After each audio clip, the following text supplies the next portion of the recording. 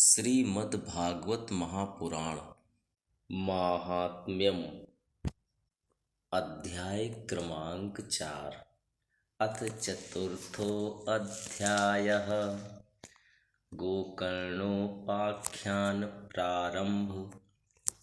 सूत उवाच अथ वैष्णवचित्तेषु दृष्ट्वा भक्तिं लौकिकीं निजलोकं परित्यज्य भगवान् भक्तवत्सलः वनमाली घनश्यामः पीतवासा मनोहरः काञ्चीकलापरुचिरो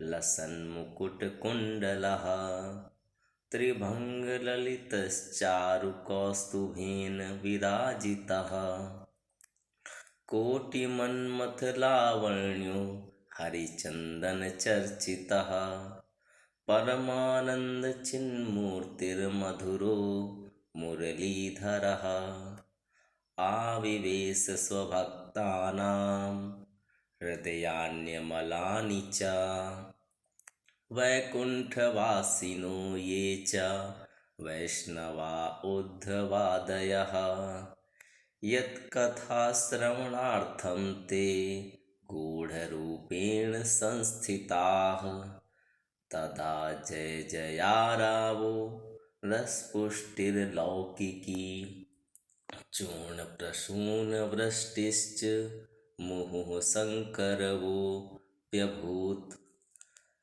तत्सभासंस्थितानां च देहगेहात्मविस्मृतिः दृष्ट्वा च तन्मयावस्थां नारदो वाक्यं ब्रवीत् आलौकिकोऽयं महिमा मुनीश्वराः सप्ताहजन्योद्विलोकितो मया मूढाः सठाये पशुपक्षिणोऽत्र सर्वेऽपि निष्पापतमा भवन्ति अतो नृलोके ननु नास्ति किञ्चिच्चित्तस्य शोधाय कलौ पवित्रम् अघौघविध्वंसकरं तथैव कथासमानं भुवि नास्ति चान्यत् के विशुध्यन्ति वदन्तु मह्यं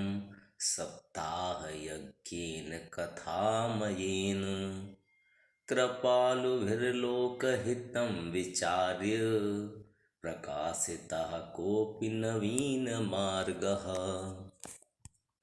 सूत जी कहते हैं, मुनिवर, उस समय अपने भक्तों के चित्त में अलौकिक भक्ति का प्रादुर्भाव हुआ देख भक्तवत्सल श्री भगवान अपना धाम छोड़कर वहां पधारे।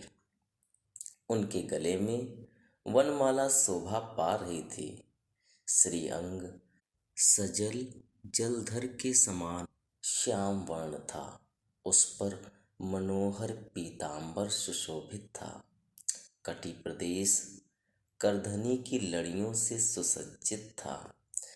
सिर पर मुकुट की लटक और कानों में कुंडलों की झलक देखते ही बनती थी। वे त्रिभंग ललित भाव से खड़े हुए चित्त को चुराए लेते थे। वक्षा स्थल पर कौस्तुभ मणि दमक रही थी। सारा श्री अंग हरिचंदन से चर्चित था।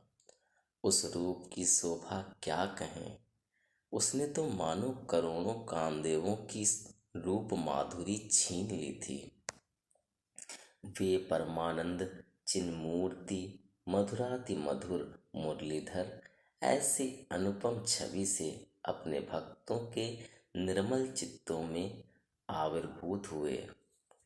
भगवान के नित्य लोक निवासी लीला परिकर उद्धवादि वहां गुप्त रूप से उस कथा को सुनने के लिए आए हुए थे।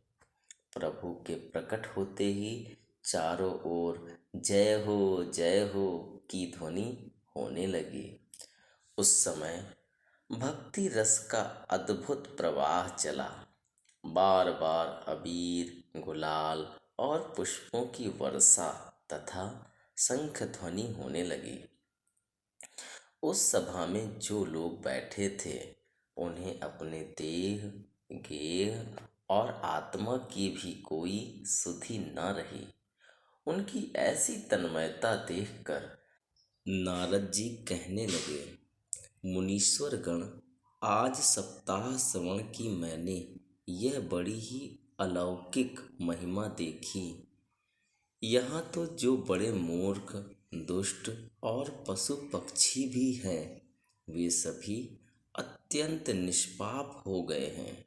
अतः इसमें संदेह नहीं कि कलिकाल में चित्त की शुद्धि के लिए इस भागवत कथा के समान मर्त्यलोक में पाप पुंज का नाश करने वाला कोई दूसरा पवित्र साधन नहीं है। मुनिवर, आप लोग बड़े कृपालु हैं। आपने संसार के कल्याण का विचार करके यह बिल्कुल निराला ही मार्ग निकाला है। आप कृपया यह तो बताइए कि इस कथा रूप सप्ताह यज्ञ के द्वारा संसार में कौन कौन लोग पवित्र हो जाते हैं।